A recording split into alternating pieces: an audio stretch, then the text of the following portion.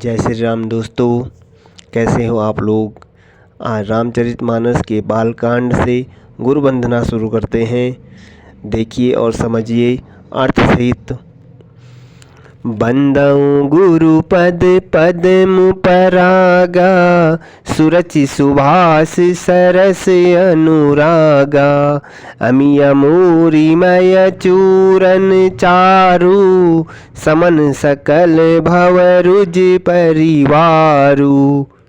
अर्थात मैं गुरु महाराज जी के चरण कमलों की रज की वंदना करता हूँ, जो सुरुचि सुगंध तथा अनुराग रूपी रस से पूर्ण है। वह अमर मूल सजीवनी जड़ी का सुंदर चूर्ण है, जो संपूर्ण भवरोग को दूर करने वाला है। सुकृति संभूतन विमल विभूति, मंजुल मंगल मोद प्रसूति। जनमन मंजु मुकुर मल हरनी, किए तिलक गुण गण बस करनी। अर्थात वह रज सुकृति रूपी शिव जी के शरीर पर सुशोभित निर्मल विभूति है और सुंदर कल्याण आनंद की जननी है। भक्त के मन रूपी सुंदर दर्पण के मैल को दूर करने वाली तथा तिलक करने से गुणों के समूह को वश में करने वाली है। श्री गुरु पद नख मणिगण ज्योति, सुमिरत दिव्य दृष्टि हिया होती। दलन मोह तम सोस प्रकाशु, बड़े भाग उर आवहीं जासु। अर्थात श्री गुरु महाराज के चरण नखों की ज्योति मणियों के प्रकाश के समान है, जिसके स्मरण करते ही हृदय में दिव्य दृष्टि उत्पन्न हो जाती है। वह प्रकाश अज्ञान रूपी अंधकार का नाश करने वाला है। वह जिसके हृदय में आ जाता है उसके बड़े भाग हैं। उदरहि बिमल बिलोचन ही के, मिटहि दोष दुख भव रजनी के। सुजहि रामचरित मणि मानिक, गुप्त प्रकट जह जो जहि खानिक। अर्थात उसके हृदय में आते ही हृदय के निर्मल नेत्र खुल जाते हैं और संसार रूपी रात्रि के दोष दुख मिट जाते हैं।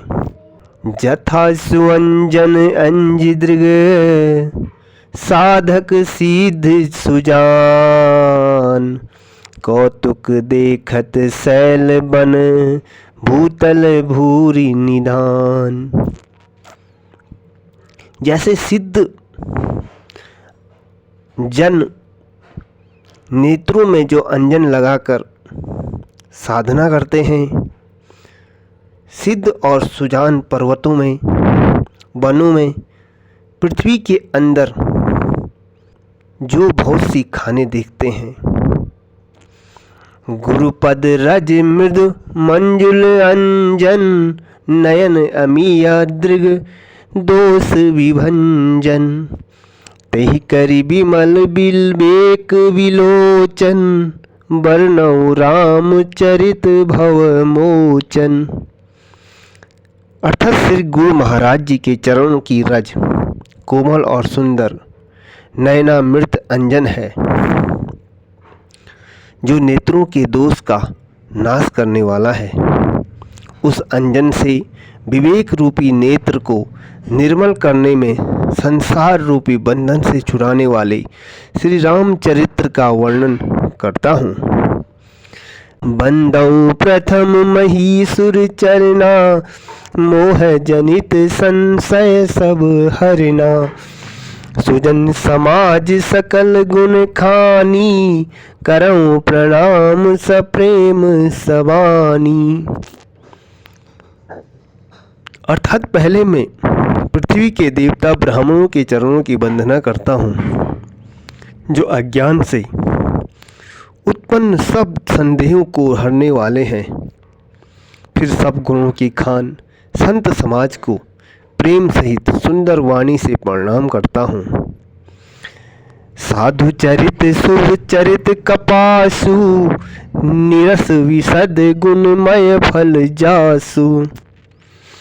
जो सही दुख पर छिद्र दुरावा, बंदनीय जही जग जस पावा। अर्थात संतों का चरित्र कपास चरित्र के समान शुभ है, जिसके फल नीरस विशद और गुणमय होता है। इसी प्रकार संत का चरित्र भी सद्गुणों का भंडार होता है।